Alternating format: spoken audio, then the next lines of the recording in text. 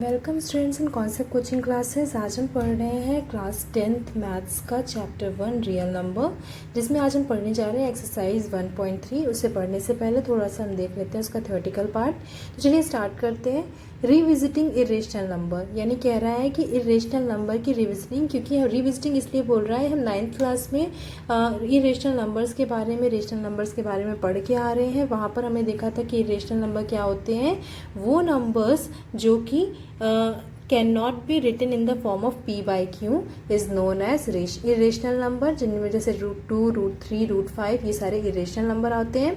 तो ये हम पढ़ चुके हैं। यहाँ हम क्या पढ़ेंगे, we prove that √p is irrational using fundamental theorem of arithmetic. यहाँ पे हमसे क्वेश्चन पूछा जाएगा कि ये जो √2 है, √3 है, √5 है जो आप बोल रहे हो, ये इरेशनल होता है, प्रूव करिए। तो यहाँ हमें प्रूव करना पड़ेगा। वहाँ हमने सिर्फ पढ़ लिया था, यहाँ हमें प्रूव करना पड़ेगा कि ये रूट जो है, ये नंबर हमारा इरेशनल होता है। ये मोस्ट इंपॉर्टेंट क्वेश्चन है, आपका एक एग्जाम में ज़रूर आता है, तो इसे आप अच्छे से समझ लीजिएगा। ये जल्दी बच्चों को समझ में भी नहीं आता, इसलिए मैंने कोशिश की है समझाने की। आई होप कि आपको यहाँ समझ में आ जाए। तो चलिए इसको अच्छे से ध्यान से देख लेते हैं। तो इसको पढ़ने से पहले हम एक थ्योरम देख लेते हैं कि थ्योरम हमें क्या कहती है कि कोई भी let p be a prime number, p एक कोई प्राइम नंबर है, प्राइम नंबर यानी केवल अपने आप से घटेगा। If p divides a square, तो अगर कोई प्राइम नंबर a स्क्वायर को डिवाइड करता है तो थ्योरम कहती है कि p a को भी डिवाइड करेगा। दैट मीन्स अगर p नंबर जो है वो a स्क्वायर को डिवाइड करता है तो a क्रॉस a को डिवाइड करेगा, और a क्रॉस a को डिवाइड करेगा, दैट मीन्स है कि ये a को भी डिवाइड करेगा। फॉर एग्जाम्पल यहाँ पे अगर 2 है तो 2 से अगर 4 डिवाइड हो रहा है, 2 से 4 का स्क्वायर डिवाइड हो रहा है, तो 2 से अकेला 4 भी तो डिवाइड होगा। तो यानी बस इतना आप समझ लीजिए कि अगर a स्क्वायर p से डिवाइड हो रहा है तो a भी p से डिवाइड होगा। ये आपको ये थ्योरम कहती है। ये अब आपको बाद में यूज़ होगा, ये थ्योरम अभी बाद में यूज़ होगी। चलिए स्टार्ट करते हैं। आपसे क्वेश्चन बोल रहा है कि प्रूव करिए √2 इज इरेशनल। तो चलिए इसको प्रूव कैसे किया जाए, तो चेक करते हैं कि इसको प्रूव कैसे करेंगे। तो √2 इज इरेशनल, इसको प्रूव करने के लिए सबसे पहले देखिए आपको क्या करना है, आपको थ्योरी पे ध्यान देना है। इसी थ्योरी को लेके हम चलेंगे, और जो भी नंबर हमें देगा बस √2 की जगह हम रिप्लेस करके 3 कर देंगे, 4 कर देंगे, 5 कर देंगे। बस आपको थ्योरी ध्यान रखनी है। मैंने आपको पहले भी कहा था कि इस चैप्टर में हमें थ्योरी ज़्यादा करनी है और थ्योरी एज इट इज़ आपको लिखनी है।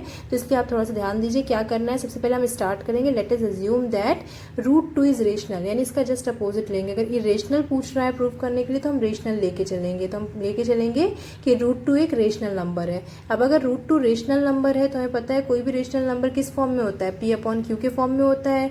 सो √2 must be in the form of a/b, p/q की जगह हम यहाँ पे a/b ले रहे हैं। तो √2 अगर रेशनल नंबर है तो जरूर ये a/b के फॉर्म में होगा, जहाँ पर a और b क्या है, हमारा कोई इंटीजर है। अब √2 हमारा a/b के फॉर्म में होगा, यानी √2 को हम लिख सकते हैं a/b।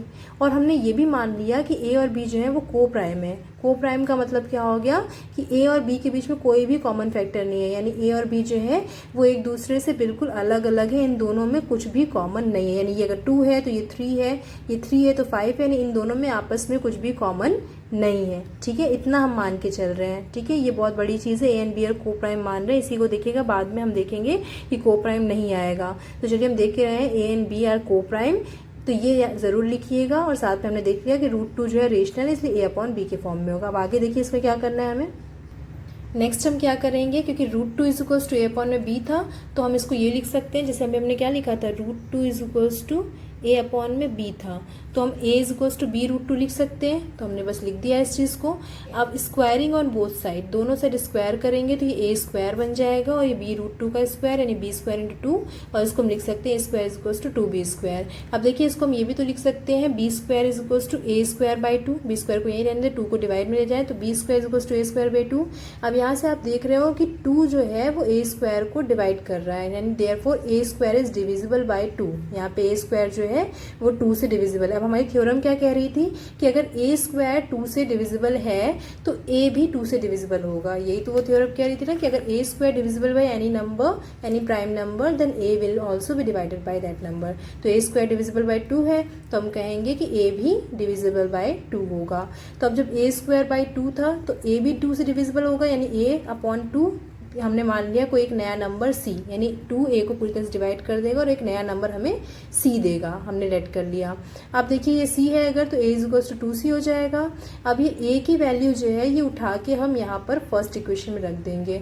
अब जब यहाँ फर्स्ट में रखेंगे a की जगह तो हमारा क्या हो जाएगा, putting the value of a equals to 2c in equation 1, तो 2c का whole square is equals to 2b square हो जाएगा। 2c का स्क्वायर यानी 4c square is equals to 2b square.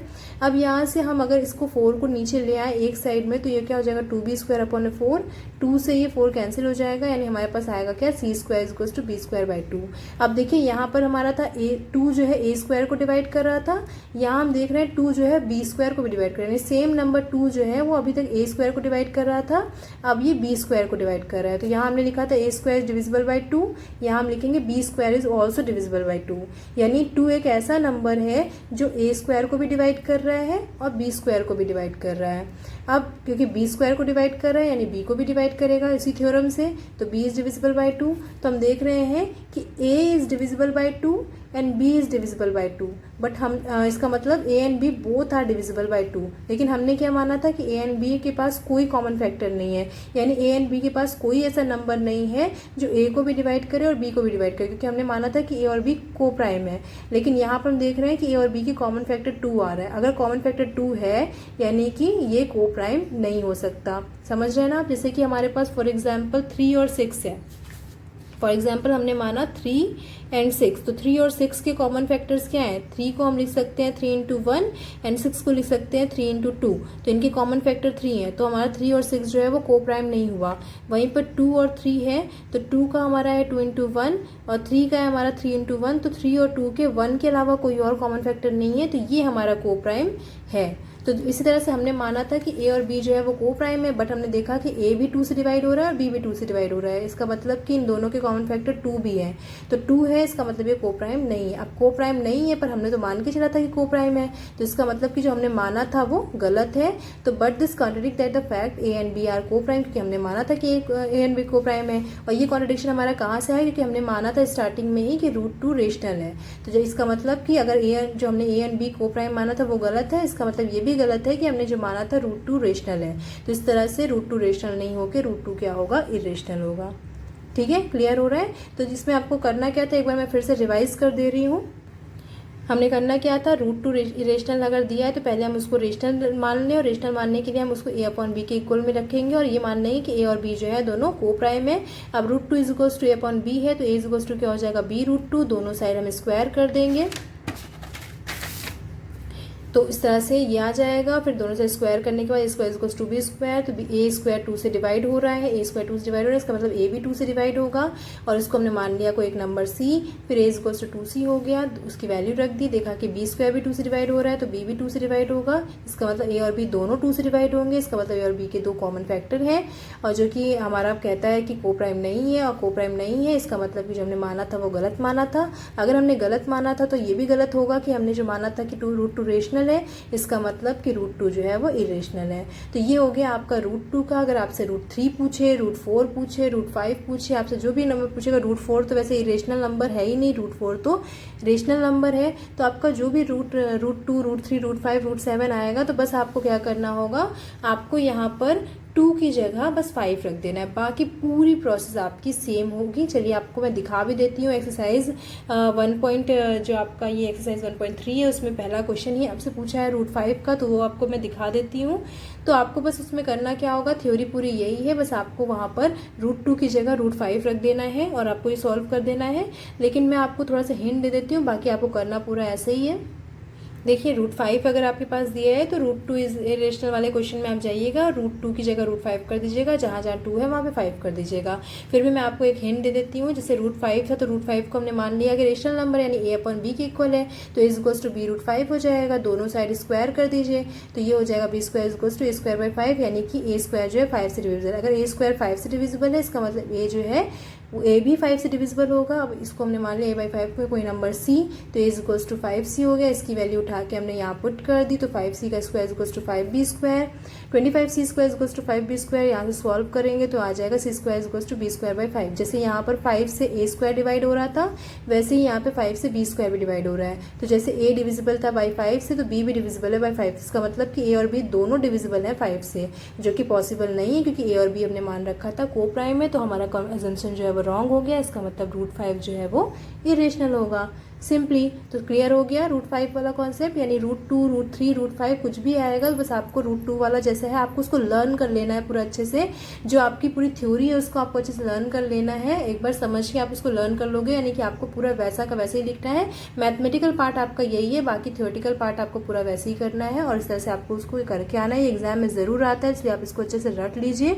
और देखिए इसी में आपके दूसरे टाइप के जो क्वेश्चन आते हैं वो आपको मैं बताती हूँ कैसे करने हैं।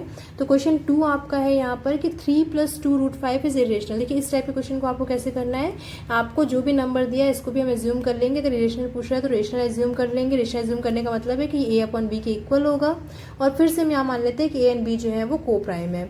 अब हमारे पास जो भी रूट वाले नंबर है उनको एक साइड करके सबको एक साइड ले आना है, यानी इसको यहीं छोड़ देना है, बाकी सबको एक साइड ले आना है। देखिए 2 √5 था तो पहले हमने 3 को इधर ले आया, तो ये हो गया a/b - 3। 2 √5 ऐसे ही रह गया। अब इसको हमने एलसीएम ले लिया तो a - 3b/b हो गया। 2 √5 ऐसे ही था, अब 2 को इधर कर दिया क्योंकि √5 को हमें अकेला करना है। कोई भी √5, √2 जो भी नंबर होंगे उनको अकेले कर देना, बाकी सबको एक साइड। तो √5 इक्वल्स टू a - 3b/2b हो गया। अब सिंस a और b हमारे इंटीजर हैं, 3 और 2 भी इंटीजर है, तो इसका मतलब ये पूरा नंबर जो है और a/b के फॉर्म में है, तो इसका मतलब ये क्या है, एक रेशनल नंबर होगा। क्योंकि a/b के फॉर्म में कोई भी नंबर है तो वो कैसा होगा, रेशनल नंबर। तो a - 3b/2b क्योंकि पूरे इंटीजर्स ही हैं, तो इसका मतलब ये क्या हो जाएंगे, रेशनल नंबर, क्योंकि इसमें कुछ रूट तो है नहीं। तो a - 3b/2b अगर ये रेशनल है तो √5 भी रेशनल हुआ। तो इस तरह से हमारा क्या हो जाएगा, √5 भी रेशनल। लेकिन हमने अभी भी प्रूफ किया है कि √5 जो है वो इरेशनल होता है। तो but this contradict that fact that √5 is irrational. अब देखिए यहाँ पे √5 को हमें प्रूफ नहीं करना होगा, हम डायरेक्ट लिख देंगे कि हमें पता है कि √5 इरेशनल है। जब इस टाइप का क्वेश्चन करना होगा तो हम डायरेक्ट लिख देंगे √5 इरेशनल है। अब क्योंकि ये वाला हमारा आ गया रेशनल, इसका मतलब √5 भी रेशनल, बट हमें पता है कि √5 इरेशनल होता है। अब अगर √5 इरेशनल होता है डैट मीन्स कि 3 + 2 √5 भी जो हमने माना था वो भी गलत था और वो भी क्या होगा, हमारा इरेशनल। तो हम क्या लिखेंगे, so we conclude that 3 + 2 √5 is irrational। Clear हो रहा है, यानी आपको जो भी नंबर दिया रहेगा उसको a/b के इक्वल कर लीजिए, और यानी रेशनल मान के a/b के इक्वल कर लीजिए। सारे नंबर्स को एक साइड करके बस रूट वाले नंबर को एक साइड छोड़ दीजिए और कह दीजिए कि ये जो है पूरा ये रेशनल है और ये रेशनल है, इसका मतलब ये भी रेशनल हुआ। और ये रेशनल तो होता नहीं है क्योंकि हमें पता है ये रेशनल होता नहीं है, इसका मतलब ये भी हमारा क्या है, ये जो हमने माना था वो गलत माना था और ये जो नंबर है वो इरेशनल है। बस यही करना है आपको, थ्योरेटिकल मेथड है ये। चलिए नेक्स्ट क्वेश्चन देख लेते हैं, शायद आपको और क्लियर हो जाए। नेक्स्ट क्वेश्चन हमसे कह रहा है 1/√2। अब 1/√2 है तो पहले इसको हम क्या करें, रेशनलाइज कर लें, ऊपर नीचे √2 से मल्टीप्लाई कर देते हैं तो ये बन जाएगा √2/2। अब इसको हम चेक कर लेते हैं, तो हमने फिर वही काम करना है, इसको हम रेशनल नंबर मान लेंगे और इनको हम a/b के इक्वल कर लेंगे। अब √2 को एक साइड छोड़ के बाकी नंबर्स को एक साइड कर लेंगे और बोल देंगे कि a and b are integer and coprime. तो √2 को यहीं छोड़ के बाकी नंबर को एक साइड कर दिया, 2a/b हो गया। अब हम बोलेंगे 2a/b एक रेशनल नंबर है, 2a/b रेशनल है, यानी कि √2 भी रेशनल है। √2 रेशनल तो होता नहीं क्योंकि हमें पता है √2 इरेशनल होता है, इसलिए हमारा अजम्पशन रॉन्ग है और 1/√2 इरेशनल है। ठीक है, ऐसे ही सेम हम 7√5 का करेंगे, इसको भी a/b के इक्वल मानेंगे और √5 को यहीं छोड़ के बाकी नंबर को एक साइड कर लेंगे। तो 7√5 इक्वल्स टू a/b, √5 को यहीं छोड़ के a/7b हो जाएगा। अब a/7b जो है वो हम मान लेंगे कि ये रेशनल नंबर है। मानेंगे क्या, ये रेशनल नंबर हुआ कि a/b के फॉर्म में है, जिसका मतलब √5 भी हमारा रेशनल होगा। पर √5 रेशनल तो होता नहीं, √5 तो इरेशनल होता है। इसका मतलब जो हमने माना था वो गलत माना था, 7√5 जो है वो भी हमारा इरेशनल होगा। Our assumption was wrong. ऐसे लास्ट क्वेश्चन कर लेते हैं, 6 + √2 है, 6 + √2 is rational, that means 6 + √2 is equals to a/b। हमने मान लिया a/b। अब इसके बाद √2 को यहीं छोड़ के बाकी नंबर को एक साइड कर देंगे, इसका एलसीएम लेंगे तो a - 6b/b, क्योंकि a, b और 6 तीनों इंटीजर्स हैं तो इसका मतलब a/b - 6 भी रेशनल होगा। अब अगर ये रेशनल है तो इसका मतलब कि √2 भी रेशनल होगा क्योंकि इसके इक्वल है, पर √2 हमें पता है कि इरेशनल होता है, इसका मतलब जो हमने माना था वो गलत माना था।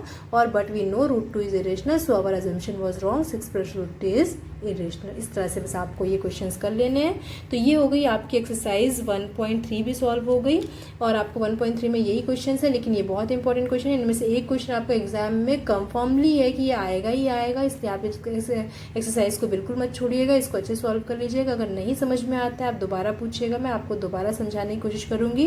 तब तक के लिए good bye student, good luck, thank you for watching this video. Next video हम लेके आएंगे 1.4 एक्सरसाइज का। तब तक के लिए